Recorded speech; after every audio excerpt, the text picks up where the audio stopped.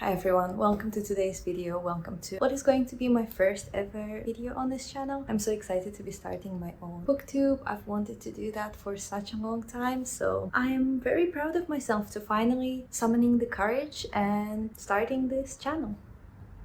Good job, me. In today's video, let's talk about all the books I have read in the months of August and September. Overall, I had pretty good reading months. I've read 10 books in this past 2 months. 6 of those were in August and 4 in September. Overall, I have read 3,131 pages over this past 2 months, which averages to about 51 pages per day, which I feel like is pretty good. I would say that is, in general, my reading pace, or as much reading as I am able to get done through my week. So far, my reading goal for this year has been 50 books. I am severely behind, very much so, but I feel like I might be able to get it done, or at least get to 40. Maybe not, but I'm doing my best. And now let's talk about actual books I have read in this month. The first book I have read in August was To Be Taught If Fortunate by Becky.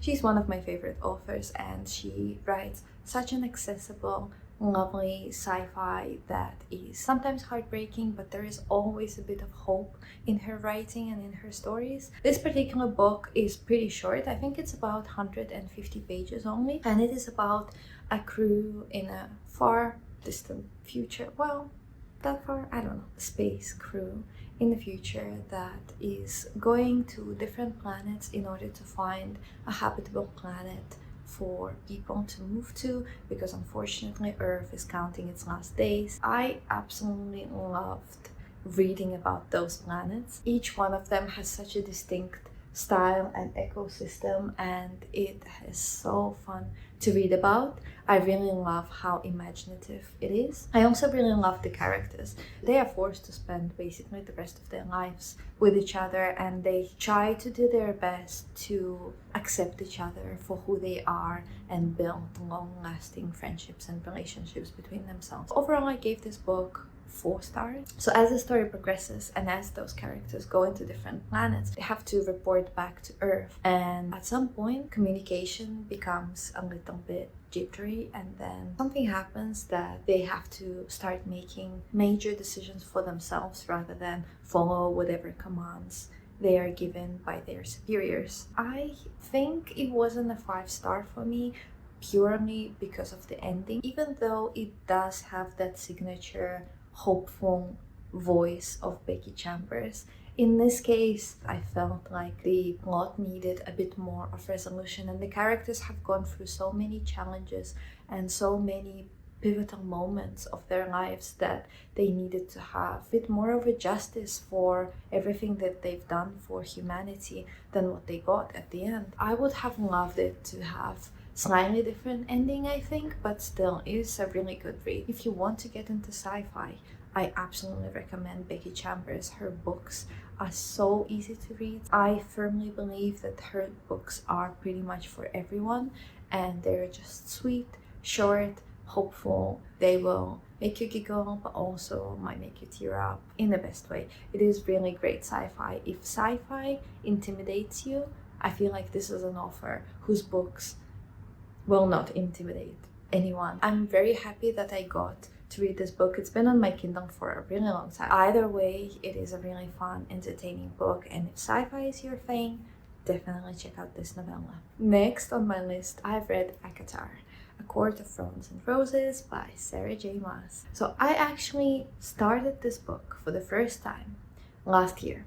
I got to page 140 and I just couldn't finish it anymore, so I DNF'd it. But then this year I got really sick and I needed something that was extremely easy, entertaining, digestible. I decided to give this series another try, so I started reading A Court of Thorns and Roses for the first time again. The first 200 pages were very entertaining.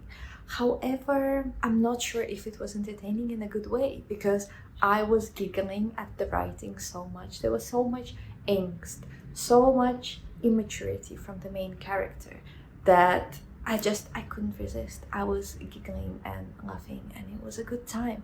But then after 200 pages, it kind of gets old. Ultimately, I just think that this is not the book for me. I understand that Sarah J. Maas was trying to build a fantasy world and trying to make it really high stakes, but I felt like on the contrast of romance and spicy, you also get this extremely violent snippets out of nowhere. Like there is a scene that one of the servants was killed in order to like send a message. He was killed in a violent way, but also it was depicted as a very violent message, and so you get all those little bits that just feel like they're not working together as one coherent story. By the end of the book, I completely lost interest and I just finished it for the sake of finishing it. I really felt like DNFing this book again, just at a much further point. Another thing that really, it's a small thing, but it pissed me off, is that there is so much vomiting in this book.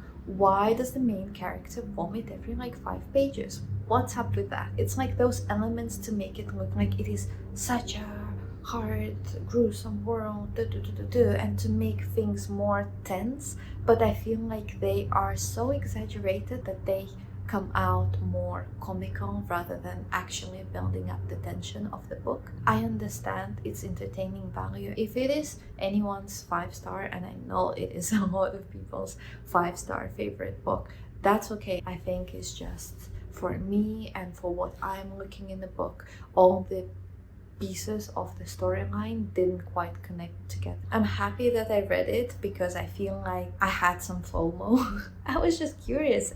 Akatar is spoken about so much on the internet. I was curious. I wanted to see what it is about, and I do actually have the second book on my Kindle, and I might continue. As far as I know, the story actually gets better and the books get better as they progress. Let me know what you think. Let me know if you've read the rest of Akatar and what your thoughts are about this series. Next, I have read Billy Summers by Stephen King. This is my first ever Stephen King book that I've read. This is kind of like a thriller / general fiction action book about a hitman who gets hired for his last job. His idea is that he only kills the bad guys, people who have done some truly terrible things, and he thinks that if they are considered bad people, then he can do his job as a hitman and take them out. So I have really mixed feelings about this book. I gave it 3 stars, and I feel like the ending of this book was really good. If I could only rate the ending, I would give it probably 5 stars. It was so well executed. Everything fell in place exactly how it should have been. It was entertaining. There was a bit of a twist. It made a lot of sense and it connected the entire story together. And I genuinely thought the ending was so solid. The problem I found with this book is that the first 250 pages is essentially an exposition. The actual plot and the actual main storyline happens after all of these events at page 250.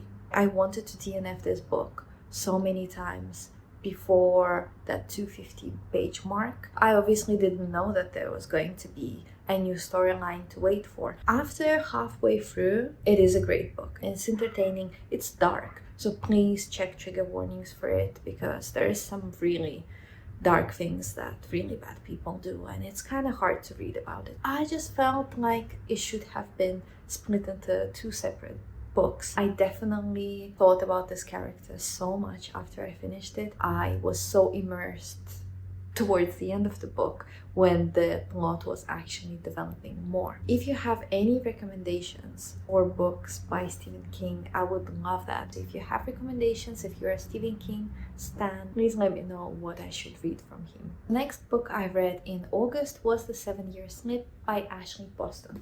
This is the first book that I actually tabbed, and I'm so proud of my tabs. They correlate with the color of the cover, and I think I have discovered a new hobby is not just reading books but actually tabbing books. It was so fun. I highly recommend if you have never tried tabbing or annotating. It is pretty fun. So this is a grief heavy romance about a girl who recently lost her aunt, and she inherits an apartment from her and she stays there. She knows that this apartment has some magical properties and it can send you back 7 years in the past. One time it does that, and she meets this guy who wants to become a chef in the city, and they strike a romance. I think the premise of this book was really good.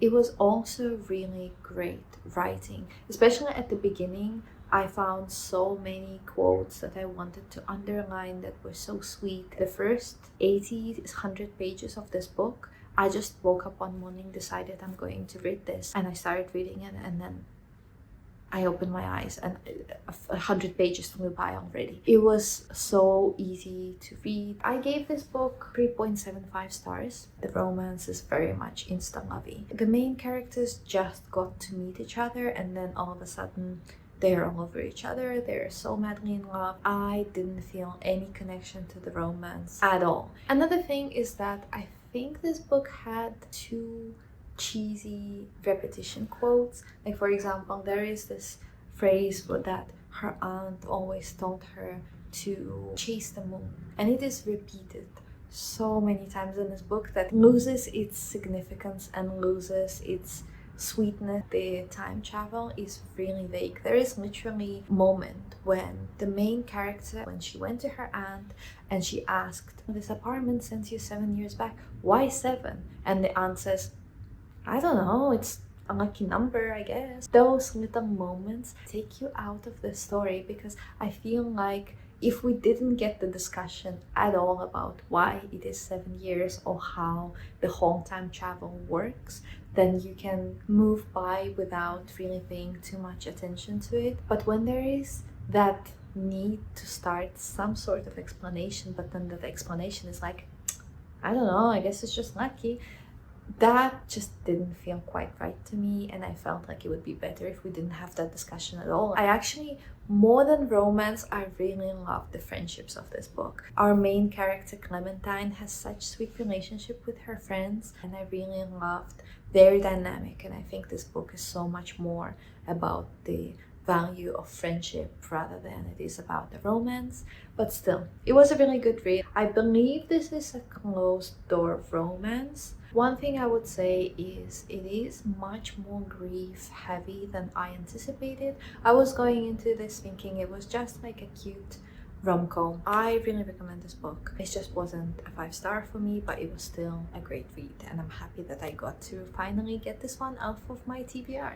Next, I have read Mikey 7 by Edward Ashton. This is a sci-fi book about space crew again, a space crew that is trying to find a habitable planet for humans. In this crew, there is one person who is called an expandable. This is a person who goes into the most dangerous suicide missions, and they are able to die and then be reborn in a clone of their own body. We are following our main character, Mikey 7. He is an expandable. At the very beginning of the book, he goes into this mission where the crew deems him dead. However, he survives, and he actually manages to get back to the base, but as he does, he realizes that the team already reported him dead, so they rebooted their new clone, and Mikey 8 is already there walking, talking, and is doing what he's doing. I really love that this book is very fast-paced.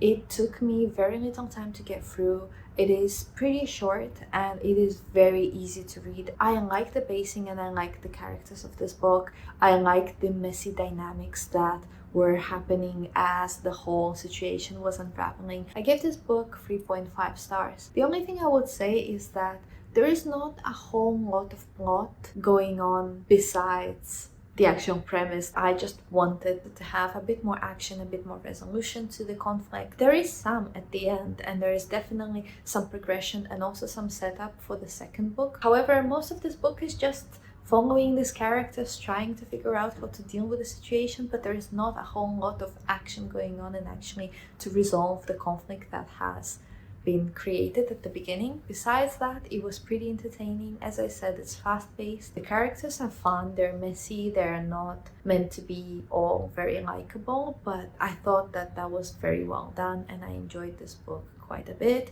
I'm looking forward to continuing the series. The last book that I've read in August was The Invisible Life of Addie and LaRue by V.E. Shwab. I gave this book 4 stars. This is a fantasy about Addie and LaRue who decides to strike a deal with the devil and she becomes immortal. However, the twist of this deal is that no one can remember her. She lives a life as if she never existed. The writing of this was absolutely beautiful. To be honest, part of me is kind of happy that I didn't tap this book, because I think if I did, I would have tapped every single page of this. There are so many beautiful quotes if you're looking for a lyrical, immersive writing and a kind of a more atmospheric fantasy where, yes, the stakes are high, but also so much of this book is just going through those centuries of living a life that no one can remember, and seeing what that could look like through the eyes of Addie was very heartbreaking but also interesting. I think I didn't connect to Addie's character quite as much as I was expecting to. I didn't fully feel for her story, and also something that weirdly bothered me in this book, and I don't know how valid that actually is that there is so much conversation in this book about how so much of what she's going through, she's not going through for the first time because she has been alive for like 300 plus years already. And when she does get to experience something for the first time, how precious it is. However, the setting of this book, so she grew up in a small village in France. Then later she moved to Paris. We get flashbacks of her being in London. We later see her in New York, but we get bits of flashbacks of her being in different places. This book was so centric around Europe and around United States, while there was so much else of the world to explore. She could have gone to Latin America, she could have gone to Antarctica, she could have gone to Asia. There were so many places and so many more experiences that could have made those 300 years of her life so much richer and so much more interesting and diverse and crazy, but we only got to see her being in the major capitals in Europe and States. I loved all the feelings that this book gave me. However, I think I really had an expectation that this was going to be a 5-star, and it wasn't quite that for me, but still it was a really fantastic read. I highly recommend this. This is very emotional, this is very deep, interesting, and unique in my opinion. Now we're getting to September. In September, I started by reading 2 books, again from one of my favorite authors, Becky Chambers. I've read Some for the Wild Build and then A Prayer for the Crown Child. These 2 books are like a warm hug. If you feel like you're lost in life, if you feel like you've lost the sight of purpose or meaning behind things that you're doing, I feel like these books could be for you. As you can see, I've tabbed them heavily because they were so good. So the first one was a 5-star for me. The second one was more like a 4. I enjoyed both of them so much. I think I would recommend getting into her writing by reading this series, because first of all, as you can see, these books are really short. They are both about 150-ish pages. They're super fast-paced. The writing is very digestible and easy to read and easy to fly through. And the story is just so sweet. Becky Chambers does an amazing job at imagining the future in its absolute best case scenario. There are so many books that imagine the future as apocalyptic. There is a hunger, there is a famine, and the earth is burning in ashes. And Becky Chambers' books are a break from all of that, because they offer a more hopeful future where actually people do figure out their problems and do find ways how to be in harmony with the nature, with the planet. The robot in this book, it's so awkward and funny and has absolutely no filter at all. That makes it so incredibly entertaining. I love Moscap. He is beautiful, he's amazing. I want to be friends with Moscap. He's great. I love the relationship that Moscap the robot and Dex strike.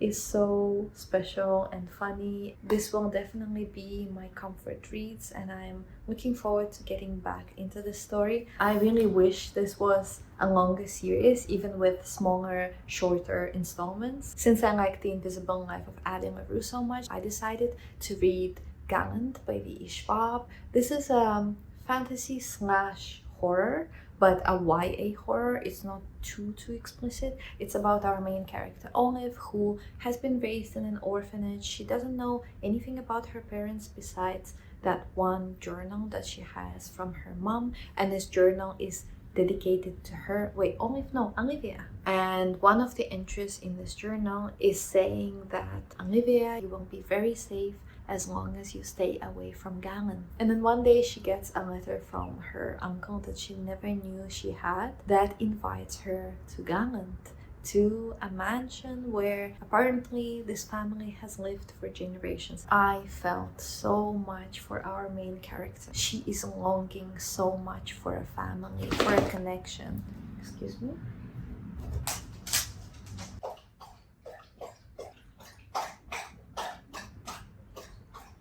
I thought this story to be very emotional. It is very much character driven. There is quite a bit of horror, but I would say this is a really good book. If you've never read horror, but you want to kind of like try to dip your toes into this genre, this is a very good book to start with, because I found the horror to be just the perfect amount of spooky without being too explicit, too gore, too grotesque. It was really good. I gave this book 5 stars. I absolutely loved it. All the hardship that these characters have to go through made me very emotional, and I feel like this book made me feel how I was expecting The Invisible Life of Addie and LaRue to make me feel. It is weird, it is spooky, it is kind of scary, but I absolutely loved it, and I think I'm going to be continuing with V.E. Shwab, and I'm pretty sure she might be one of my all-time favorite authors in the future. And lastly, I have read The Woman in Cabin 10 by Ruth Ware. I've never read anything by Ruth Ware before, but I know that she's very famous for her